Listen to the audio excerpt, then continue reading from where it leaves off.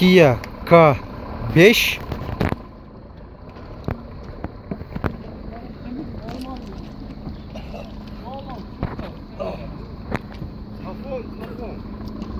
Aa,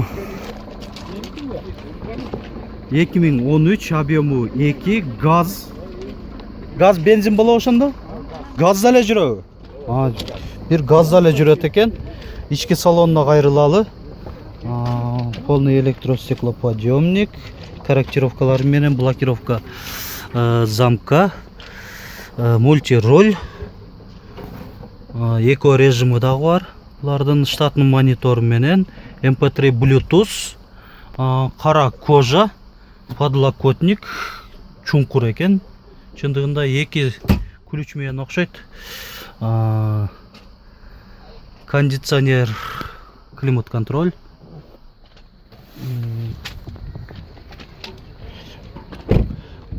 Баасын канча деп атасың буну? 8,5 миң доллар. Аркасында парктрониктер бар экен. Hyundai i10 Германиядан келиптир. Кагазын жазылышы боюнча. Анан номеринде карасак, номери Норвегияныкы экен. 2012 объему 1.1, эси жок экен. Точно сурайлык десек, анан ичин ачып көрүп, жанындагылардан сурасак, точно баасын айта албады, бирок мен оюнча деп айтканына караганда 5 миң доллар деп атат экен эси. Бул арканкы жагынан көрүнүшү. Honda Jazz.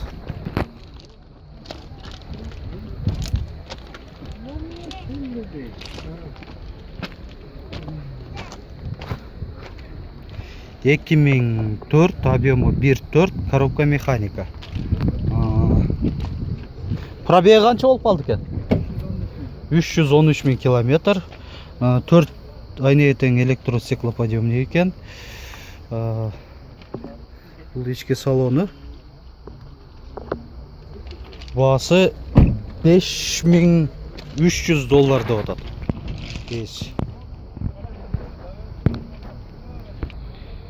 Kia K3.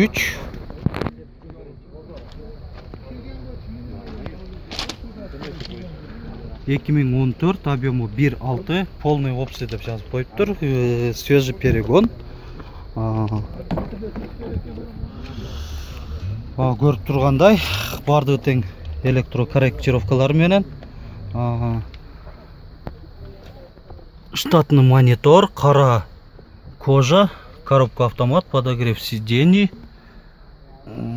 Жакшы, подлокотник.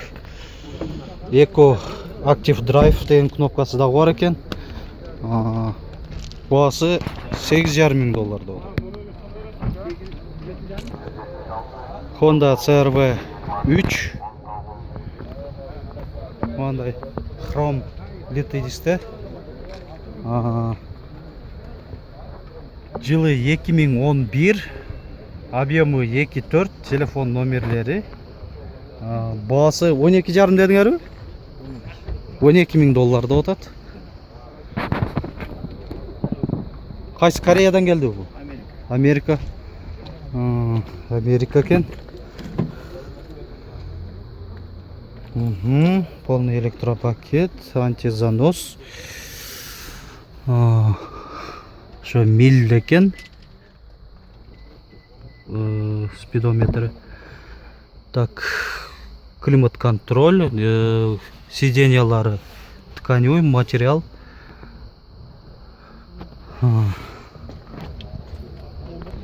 Пробеги 111 миң миль. Chevrolet Spark.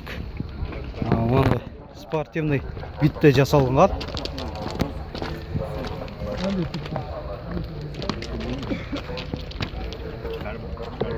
Жылы 2012, объему 1, свежий перегон. Кореядан пробеги 21 миң километрле дейт. Эси почти жүрбөптүр, Кореяда деле турган эле машина экен.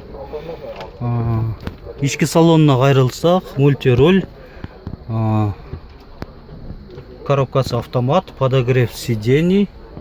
Сиденьяларда кожа мынандай. Катуу кожа. Бежевый, серый түстө кошулган. Баасын канча дедиңер? $4,5 миң. Автозавод бар экен. Подогрев сиденья. 9 airbag'ı var. 9 airbag бар бу. Жакшы. Ошонусун жакшы чыгарыптыр. 9 airbag, подушка безопасности. Jeep Patriot. Лет дистеринде. 2008, объемы 2.4. Коробка ABT деп жазып коюптур. Расходу 100 километріне 12 литр экен. Бул ички салону мындай классический стилде экен. Салону өтө деле мындай ийилип навороттолгон эмес. Бирок жакшы. Пробеги 69.438 миль. Америкадан келген бул. Сиденьялары тканевый. Арканкы жагы Jeep Patriot. 4 тең тартат экен болондорунан. Hyundai Getz 2003, объемы 1.4, коробкасы механикада 5 штука, баасы 250 миң сом деп атат эси. Пробеги канча болуп калды билбедиңер? 136 миң километр экен пробеги.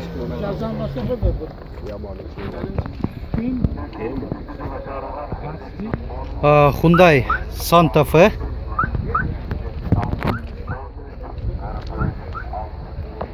2010, объемы 2, свежий перегон, дизель, телефон номерлери,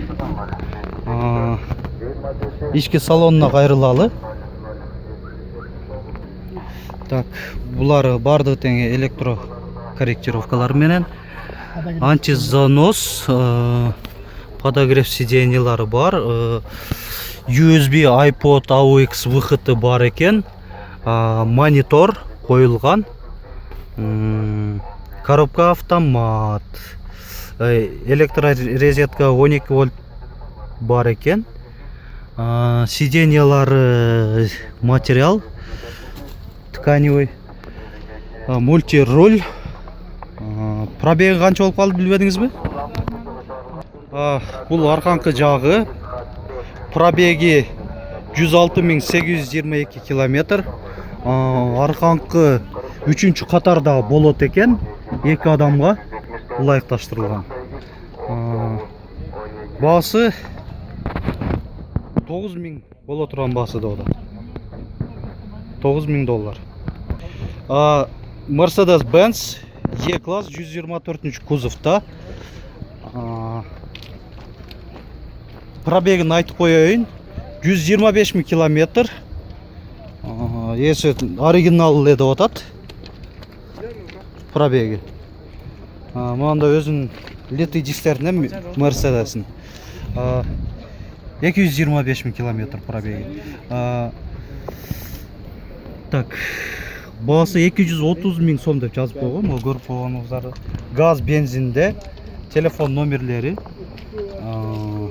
Объемы 2-3, жылы 1992. Ички салонуна кайрылалы.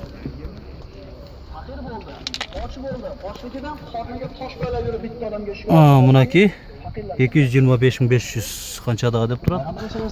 Люк бар экен. Телефону да бар экен, өзүнүн заводской. Бая сотовый телефон, Motorola. Коробка автомат. Но газовый оборудованиясын переключатели. Баасын канча деп атасың? Баасы 230 000 сом. Бул арканкы жагынан көрүнүш.